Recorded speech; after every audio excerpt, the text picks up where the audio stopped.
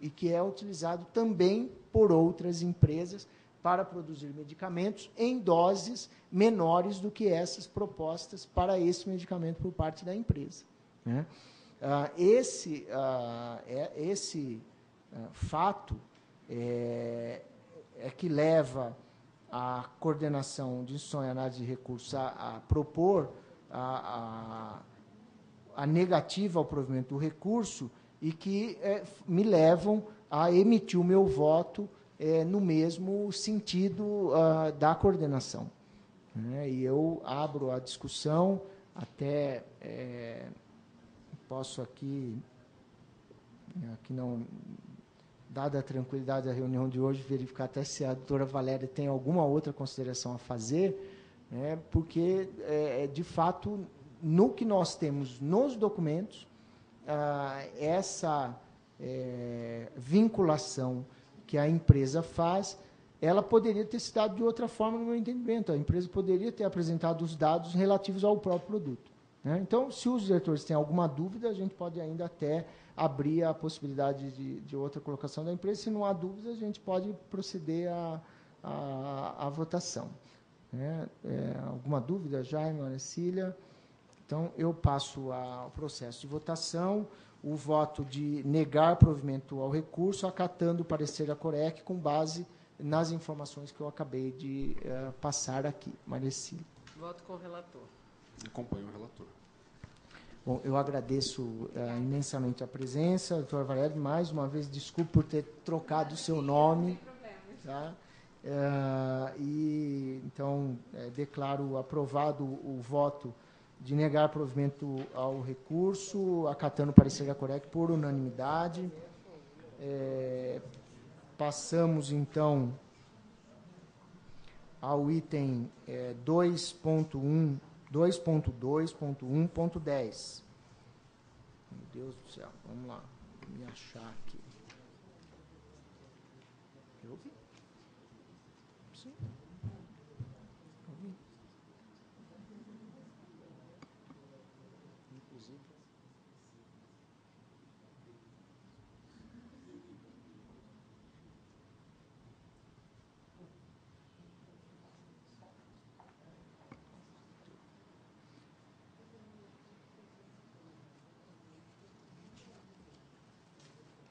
Bom, o item 2.2.1.10, interessado, Laboratório GlaxoSmithKline do Brasil Limitada, o processo número 25351758603-2008-9, um recurso administrativo em consequência do indeferimento de petição de registro de nova concentração no país do medicamento em questão.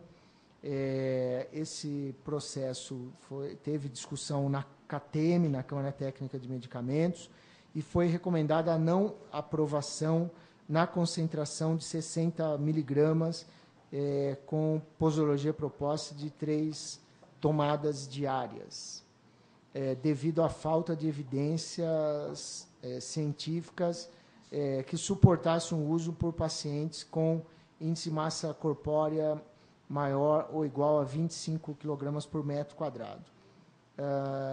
Nesse recurso, a empresa encaminha nova proposta para a indicação do medicamento, restringindo a indicação a pacientes com índice de massa corpórea acima de 30 kg por metro quadrado ou com índice de massa corpórea maior do que 27 kg por metro quadrado, com riscos associados em situação nas quais o tratamento com dieta, exercício, aumento da atividade física e modificações de comportamento provou ser infrutífero.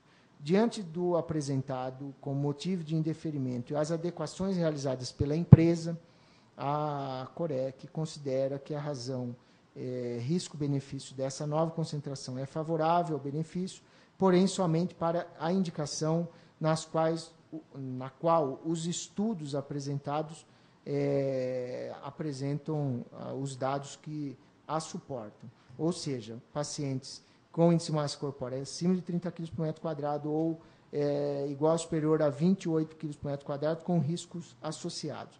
A sugestão é dar provimento ao recurso, e retornar para análise para a área técnica, levando em consideração as ressalvas levantadas pela Corec. Em discussão. Voto com o relator. Jaime? Acompanho.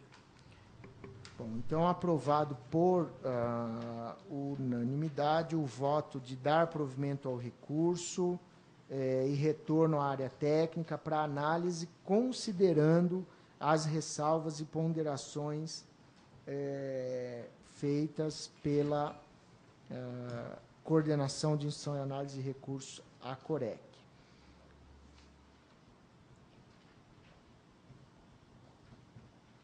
Passamos, então, ao item 2.1.11, a empresa interessada Luper Indústria Farmacêutica Limitada, o processo 25.001.012.827 de 80, é um recurso contra a determinação de caducidade do registro do produto pela Anvisa, e nós temos o pedido já aprovado de sustentação oral por parte do senhor Fábio Lima dos Santos, que eu convido e aguardo, só que aguarde a leitura do relatório. É um recurso administrativo contra a caducidade de registro de medicamento similar. A empresa, segundo o que a Gerência Geral de Medicamentos coloca e a Corec coloca, teria se apoiado em um erro de publicação cometido pela Anvisa para justificar a não apresentação de renovação do registro do produto no prazo previsto em lei. Em 3 de março de 2005, quando da publicação da concessão do 5º período de validade do registro, houve equívoco por parte da Anvisa, que ao invés de informar que o novo período de validade seria até 2006, informou que ele iria até 2011. Porém, o fato de a área técnica ter demorado para verificar que havia cometido erro quanto às informações publicadas, bem como verificar a incorreção existente naquela publicação, não isenta a empresa da responsabilidade, no caso Intel, nem invalida a decisão da área técnica quanto à caducidade. E no entendimento da Corec, nós deveríamos negar o provimento ao recurso e cancelar o registro. Eu, de minha parte, já vivi uma situação como essa aqui na Anvisa e considero que nós não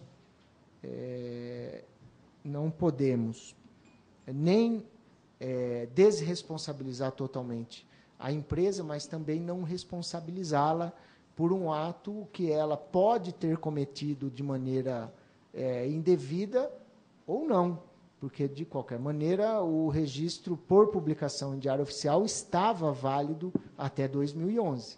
Né?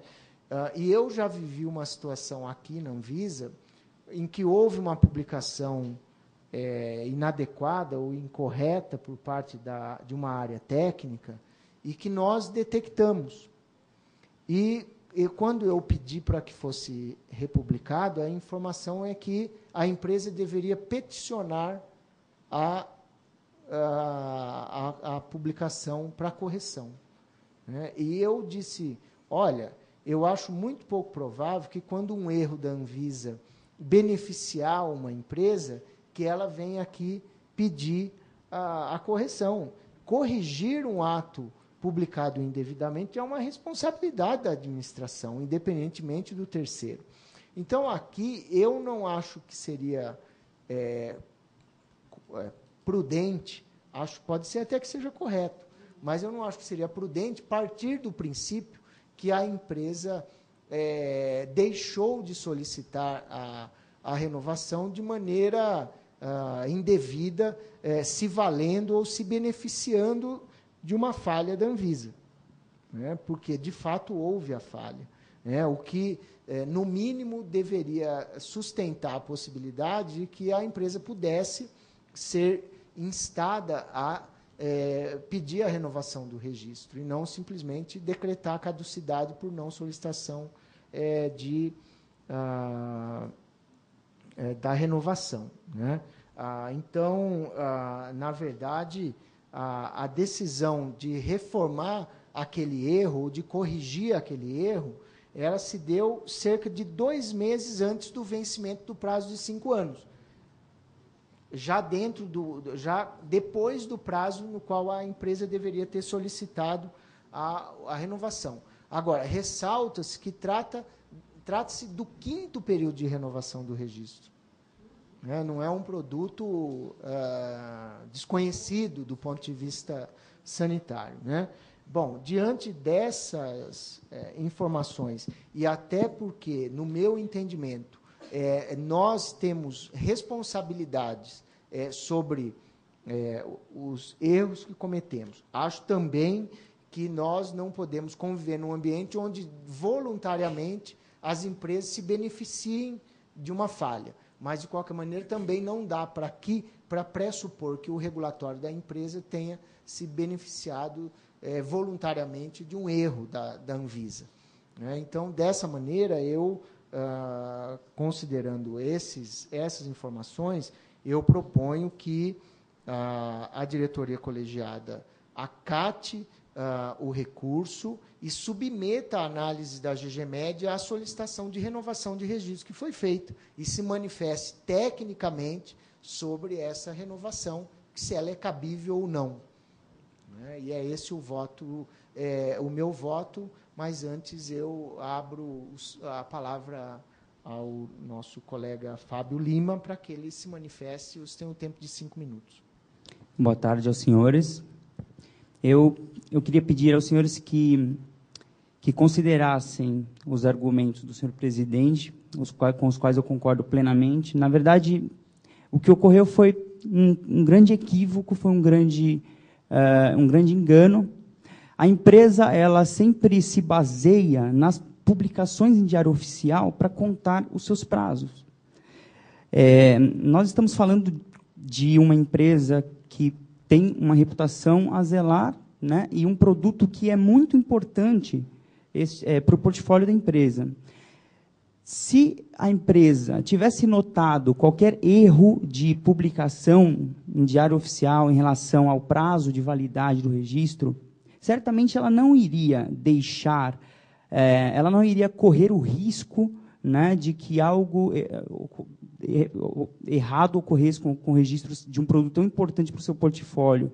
Né? Então, confiante na data de limite do mês 11 de 2011, que foi o que constou na publicação do dia 3 de outubro de 2005, a empresa contou com um prazo para pedir a revalidação do registro, que findaria agora, em maio de 2011.